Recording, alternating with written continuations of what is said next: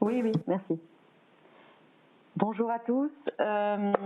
Cette question, elle s'adresse plus particulièrement aux deux journalistes de Forbidden Stories.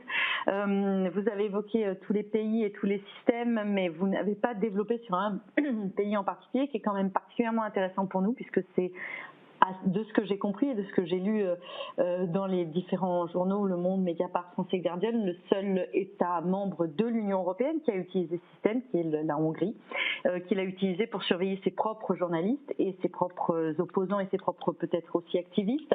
Est-ce que vous pourriez nous en dire un petit peu plus sur cette partie-là particulière de l'histoire? Est-ce que vous en savez aussi un peu plus?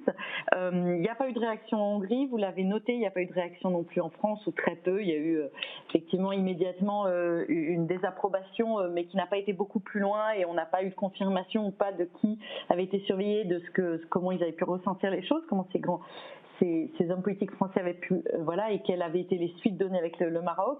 En Hongrie, ça a été carrément un silence total. Est-ce qu'il y a eu d'autres réactions dans l'Union européenne, d'autres pays où vous sentez que ça a eu quand même un effet?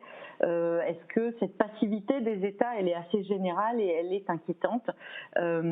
Et enfin, troisième chose, est-ce que au-delà de Pegasus, est-ce que dans le cadre de Forbidden Stories, vous savez que vous, journalistes, vous êtes de plus en plus surveillés au sein de l'Union européenne par les États membres, par vos propres États membres, et est-ce que ça commence à mettre en difficulté votre travail plus qu'à d'autres périodes?